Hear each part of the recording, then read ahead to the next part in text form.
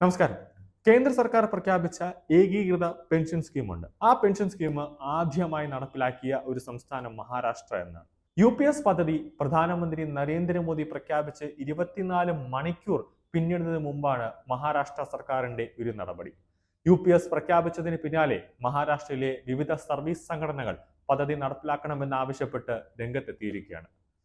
പ്രതിപക്ഷവും രംഗത്തെത്തിയിരിക്കുന്നത് വലിയൊരു വിജയം തന്നെയാണ്. അത് പ്രതിപക്ഷ നേതാക്കൾ, സർക്കാർ ജീവനക്കാരിലെ പ്രതിപക്ഷ സംഘടനകളും ഈ പദ്ധതി നടപ്പിലാക്കണമെന്ന് ആവശ്യപ്പെട്ടുകൊണ്ട് മഹാരാഷ്ട്ര സർക്കാരിന് കത്ത് നൽകിയിരിക്കുകയാണ്.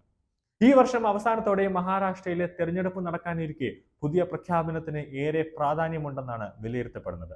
മഹാരാഷ്ട്രയിൽ ആകെ 13.5 ലക്ഷം സർക്കാർ ജീവനക്കാരുണ്ടെന്നാണ് റിപ്പോർട്ടുകൾ വ്യക്തമാക്കുന്നത്.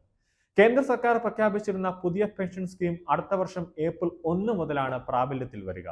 സർക്കാർ ജീവനക്കാർ, ഗ്രാൻഡ് എയ്ഡഡ് വിദ്യാഭ്യാസ സ്ഥാപനങ്ങൾ, കാർഷികേതര സർവകലാശാലകൾ, അവയുടെ അഫിലിയേറ്റഡ് എയ്ഡഡ് സർക്കാർ ഇതര കോളേജുകൾ, കാർഷിക സർവകലാശാലകൾ, ജില്ലാ പരിഷത്ത് ജീവനക്കാർ എന്നിവയിലെ ജീവനക്കാർ ഉൾപ്പെടെ UPS പദ്ധതിക്ക് കീഴിൽ വരുമെന്നാണ് റിപ്പോർട്ടുകൾ ചൂണ്ടിക്കാട്ടുന്നത്.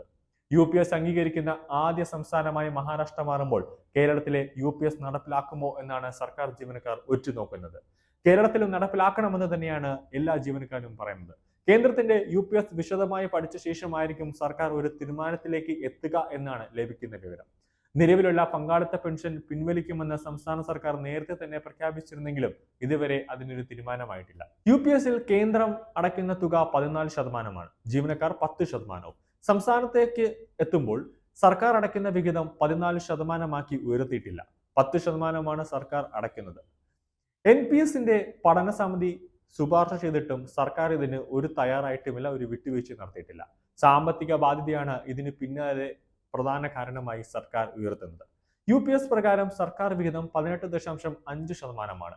കടുത്ത സാമ്പത്തിക പ്രതിസന്ധിയിലാണ് സംസ്ഥാനം മുന്നോട്ട് പോകുന്നതെന്ന് ധനമന്ത്രി KN ബാലഗോപാൽ ഇതിനോടകം തന്നെ പല പ്രാവശ്യം തുറന്നു പറഞ്ഞിട്ടുണ്ടെന്ന് സർക്കാർ വ്യക്തമാക്കുന്നു. ഈ പശ്ചാത്തലത്തിൽ 18.5%ആക്കി വിഹിതം ഉയർത്തുക എന്നത് സർക്കാരിനെ സംബന്ധിച്ച് എത്രത്തോളം പ്രായോഗികമാകും എന്നതിൽ ആശങ്കയുണ്ട്. UPS പ്രകാരം മുന്നോട്ട് പോകാൻ സർക്കാരിന്റെ തീരുമാനമാണെങ്കിൽ ബാധ്യത കൂടാനാണ് സാധ്യത. ഇതിന് സർക്കാർ തയ്യാറാകുമോ എന്നതാണ് ഏറ്റവും ഉയർന്ന ഒരു പ്രധാന ചോദ്യം. അല്ലാത്ത പക്ഷം UPS സമാനമായി ഒരു പദ്ധതി സർക്കാർ രൂപം എടുക്കേണ്ടതായിട്ട് വരും. അങ്ങനെ ഒരു രൂപം എടുത്താലും ബാലഗോപാലും പിണറായിയും പറയുന്നത് സർക്കാരിന്റെ സാമ്പത്തിക സ്ഥിതി ശരിയല്ല എന്ന് തന്നെയാണ് പറയുന്നത്. എങ്ങനെയും സർക്കാർ ജീവനക്കാരിൽ നിന്നും പിണറായി സർക്കാർ കൂടുതലായി പണം വാങ്ങിക്കാനുള്ള ഒരു പദ്ധതിയാണ് ഇപ്പോൾ നടന്നു വരുന്നത് എന്നാണ് ഏറ്റവും ഉയർന്ന പ്രധാന വാർത്ത. അതുകൊണ്ട് തന്നെ എന്തായാലും എല്ലാ സംസ്ഥാനങ്ങളും UPS നടപ്പിലാക്കുമ്പോൾ കേന്ദ്രവും, കേരള സർക്കാരിനോട് തന്നെ കേന്ദ്രം ചോദിക്കും എന്തുകൊണ്ട് നടപ്പിലാക്കിയില്ല എന്ന്. അങ്ങനെയെങ്കിൽ കേരള സർക്കാരിന് ബദലായിട്ടൊരു പദ്ധതി നടപ്പിലാക്കേണ്ടി വരും. അത് നടപ്പിലാക്കിയില്ലെങ്കിൽ പ്രതിപക്ഷവും ഭരണപക്ഷവും ഉൾപ്പെടെയുള്ള, BJPയും അതുപോലെ തന്നെ ഇടതുപക്ഷവും UDF ഉൾപ്പെടെയുള്ള സർക്കാരിന്റെ സംഘടനകൾ ഒരു സമരത്തിനായി ഇറങ്ങുമെന്നത് യാതൊരു സംശയമില്ല. കാരണം ഇത് അവർക്ക് ലഭിച്ചിരിക്കുന്ന ഏറ്റവും വലിയൊരു ലോട്ടറിയാണ് എന്നതിൽ ഒരു സംശയവുമില്ല.